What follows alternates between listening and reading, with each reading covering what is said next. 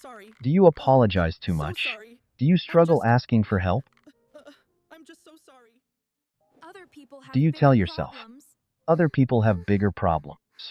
I don't want to I bother don't want to anyone. bother anyone. You got this. I'll handle it Keep myself. going. Maybe Amazing. people see you as independent, Don't responsible, stop now. strong. We're so proud of you. The person who never asks for much. The person who always says, I'm fine. I Even don't when think you're I can do overwhelmed. this. Even when The you're deadlines exhausted. are crushing me. Even when part of you Just wishes someone, someone would notice you're struggling. please. And when people offer help, you feel uncomfortable accepting it. Almost guilty. So you keep carrying everything alone, quietly. What if this isn't independence? What if psychology suggests you learned this much earlier than you realize? Because sometimes, the habits that protected you as a child quietly become the things exhausting you as an adult. Because, if this feels familiar, this video may explain more about your life than you expect. Psychology suggests something uncomfortable. People who fear being a burden are often not too sensitive. They're adapted, because fearing that your needs might inconvenience people. Feeling guilty asking for help. Automatically saying, I'm okay even when you're struggling. Those patterns usually don't appear out of nowhere. Modern psychology shows that childhood emotional experiences shape how people learn safety, connection, and belonging. Attachment psychology suggests that children constantly study their environment, not with logic, with survival. A child notices stress, tension, exhaustion, disappointment, and slowly, their nervous system begins learning invisible rules. Don't ask for too much. Don't create problems. Handle things alone. Over time, those lessons can become emotional conditioning. Patterns repeated often enough begin feeling normal. Not because they're healthy, because they're familiar. Your nervous system adapts to whatever environment it grows inside. If emotional support felt unpredictable, you may learn to need less. If vulnerability felt uncomfortable, you may learn to hide struggles. If asking for help created stress, you may learn independence long before you're ready for it. Children don't choose survival patterns. Their nervous system learns them. Not because they are weak, not because they are broken, because human brains are designed to adapt. And one childhood experience quietly creates this fear more than people realize. Not abuse, not cruelty. Something much quieter. Something many people never even realized happened. Emotional environments that slowly teach children. My needs create problems. And that lesson can quietly follow people into adulthood. For many people, the fear of being a burden doesn't begin with rejection. It begins with observation. Children are incredibly sensitive to emotional environments, long before they fully understand words. They learn patterns. Maybe you grew up around overwhelmed parents. Parents carrying financial pressure, stress, exhaustion, emotional struggles they never talked about. Maybe nobody directly said, your needs are a problem. But children don't only learn from what adults say. They learn from what adults repeatedly show. You notice your parent coming home exhausted. You notice tension in the house. You notice frustration, arguments, worry, silence. And slowly, your nervous system begins making connections. Don't create more problems. Don't ask for too much. Handle things yourself. Attachment psychology suggests children naturally adapt to protect connection, because connection feels like survival. Children don't think, my environment feels overwhelming. They often think, I need to adjust. So some children become louder, some become perfectionists, some become caretakers, and some become incredibly independent. Not because independence feels good, because dependence feels risky. You start solving problems alone, managing emotions quietly, needing less, wanting less, expecting less. Over time, people may even praise you for it. You're so mature, you're so easygoing. You never ask for much, but sometimes what adults call maturity, psychology recognizes as adaptation. A child who becomes low maintenance too early may not need less. They may simply learn that needing things feels uncomfortable. So instead of reaching outward, they learn to shrink inward. And years later, Adulthood can quietly reflect those same patterns. You struggle asking for support. You minimize pain. You say, I'm fine. Even when you're overwhelmed. Even when you're exhausted. Even when you're carrying far more than people realize. Because somewhere deep inside, your nervous system may still believe, if I need too much, I create stress. I become a burden. And the painful part is, many people carry this belief for without ever realizing where it began. For some people, the fear of being a burden doesn't come from stress in the environment. It comes from what happened when emotions showed up. Maybe you cried after a difficult day. Maybe you felt anxious, scared, embarrassed, overwhelmed. And instead of emotional understanding, you heard things like, you're too sensitive. Stop overreacting. You're being dramatic. You'll be fine. It's not a big deal. For adults, those phrases may seem small, normal, even harmless. But psychology suggests something important. Children learn about emotions through emotional responses. When a child repeatedly feels ignored, dismissed, or emotionally minimized, their nervous system begins adapting. Not consciously, automatically. Emotional conditioning slowly teaches invisible beliefs. My feelings are too much. People don't want difficult emotions. I should deal with things alone. Over time, emotional suppression becomes survival. You stop crying as much. Stop opening up. Stop explaining when you're hurting.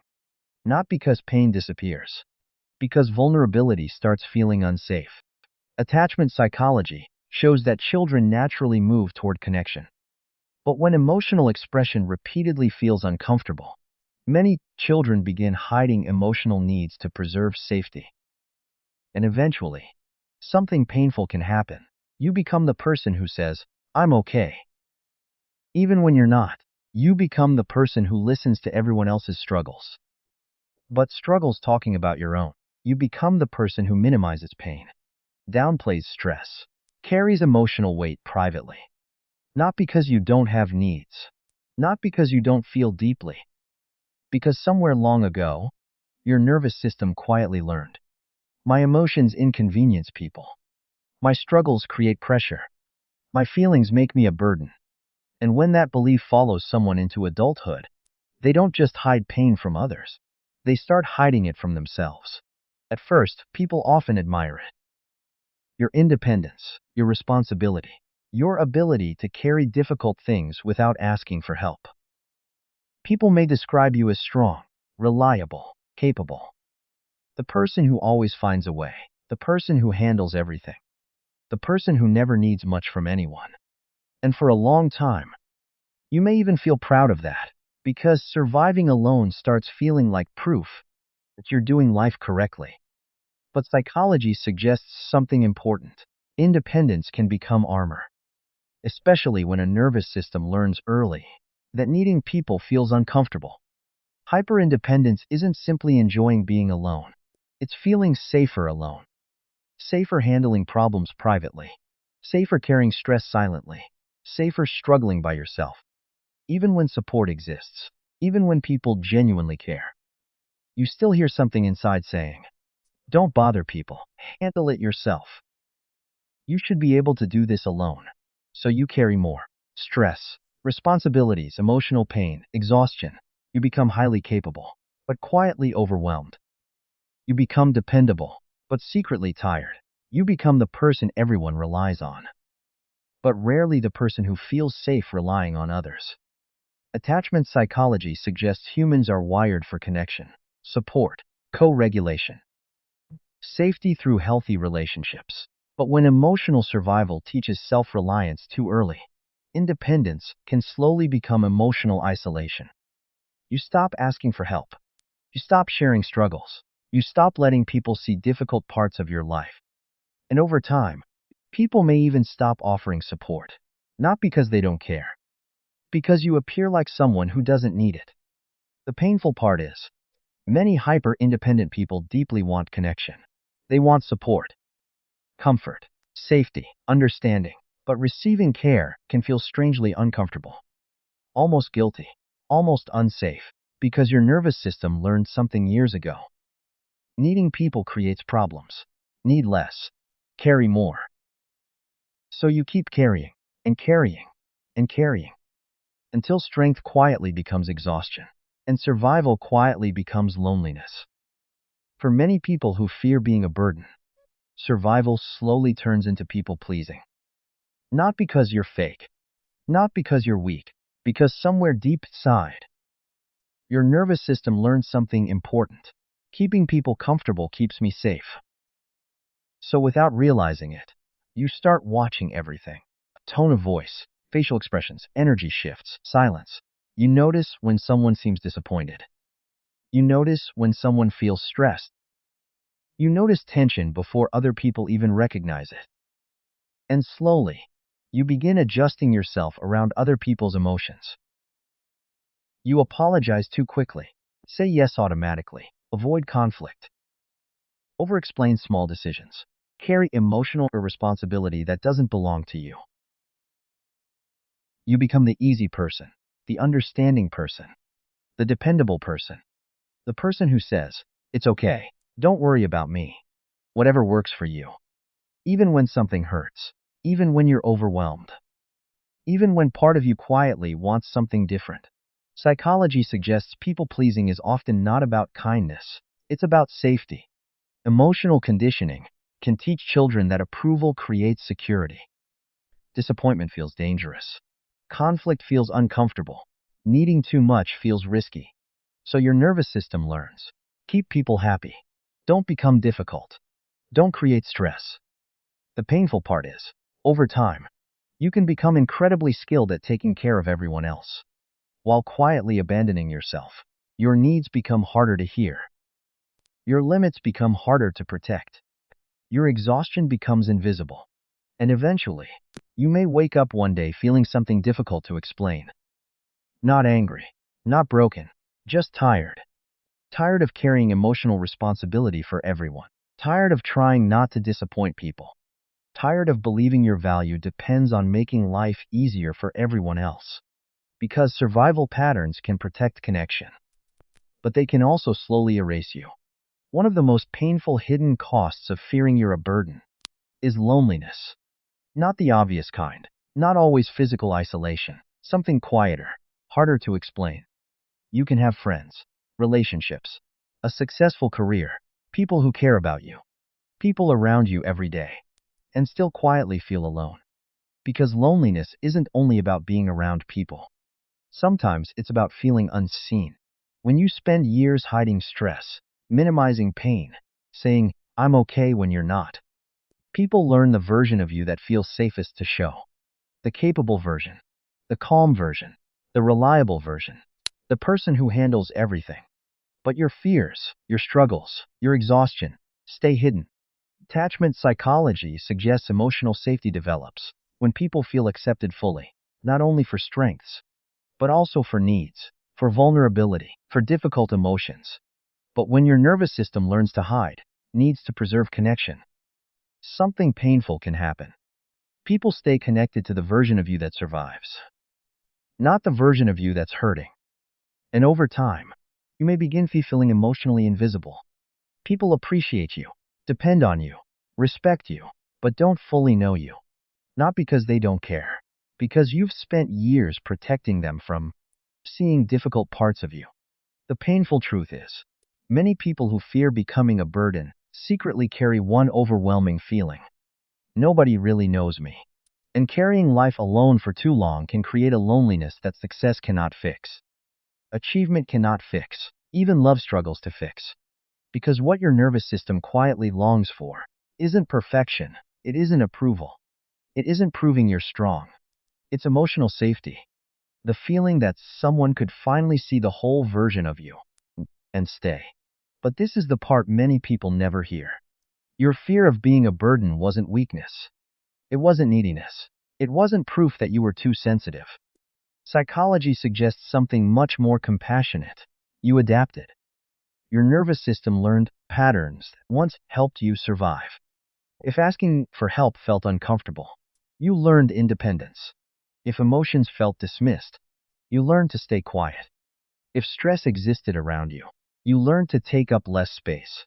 Not because something was wrong with you, because your brain was trying to protect you.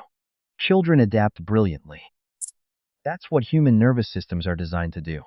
The problem is, survival patterns that protect children don't always protect adults. The child who learned, need less, can become the adult who struggles receiving love.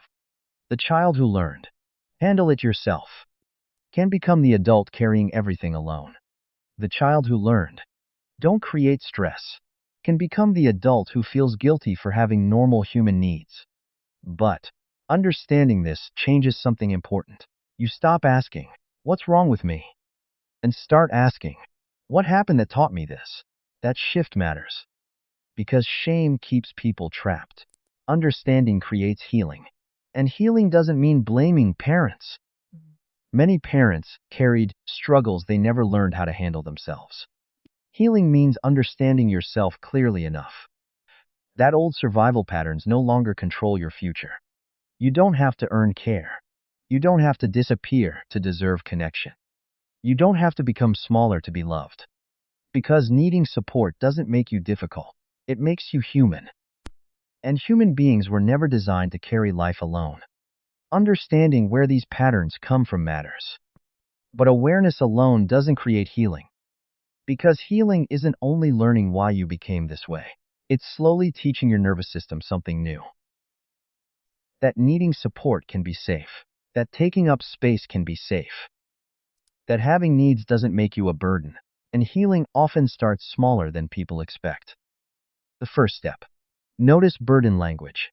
Pay attention to moments when you automatically tell yourself, I shouldn't ask. I'll deal with it myself. I don't want to bother people. And gently ask yourself, am I actually asking too much? Or am I afraid of needing people? Awareness creates choice, and choice creates change. The second step, practice small support, not overwhelming vulnerability.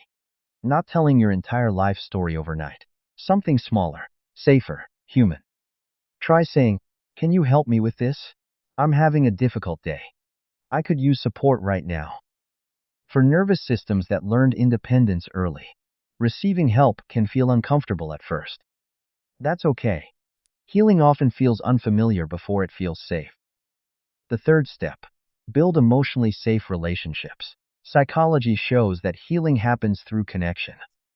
Not perfect connection, safe connection.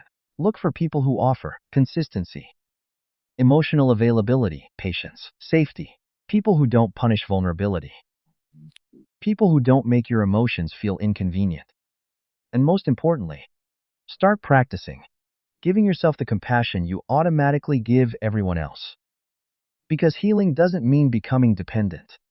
It doesn't mean needing constant reassurance. It means teaching your nervous system something it may have never fully learned before. That support is not weakness. Connection is not danger. And needing people does not make you a burden. If nobody told you this before, you were never too much. You were never difficult for having needs. You were never weak for wanting support. And you were never a burden. You were human. Human beings need comfort, connection, reassurance, safety, support. That isn't weakness. Psychology reminds us that human nervous systems were never designed to survive alone. People heal through connection. People regulate emotions through connection. People grow through connection. If you learn to carry everything by yourself, that doesn't mean you were stronger than everyone else. It may mean you learned too early that support didn't feel safe. And children learn survival long before they learn self-understanding. You adapted. You found ways to protect yourself. You became independent, responsible, reliable, easy to depend on. But survival patterns are not character flaws. They are evidence that your nervous system was trying to keep you safe. And maybe part of healing is realizing this. You don't have to earn care. You don't have to prove your pain is serious enough. You don't have to struggle silently to deserve support. Your needs matter. Your emotions matter. You matter. And if you've spent years believing you need to become smaller, quieter, easier, less demanding, to deserve love, maybe it's time to question that belief. Because needing people does not make you a burden. Being overwhelmed does not make you a burden. Having feelings does not make you a burden. You are not hard to love. You are not too much. You never were. Before this video ends, what's one sentence you tell yourself when you need help? Maybe it's, I don't want to bother people. I'll handle it myself. Other people have bigger problems. Or something else. Write it in the comments. Sometimes healing begins when we finally notice the patterns we've carried quietly for years. And if psychology topics like this help you understand yourself more deeply, subscribe to Lee Psychology. This is a safe place to understand childhood patterns, emotional healing, and the hidden psychology shaping who we become. Because understanding yourself can change what happens next.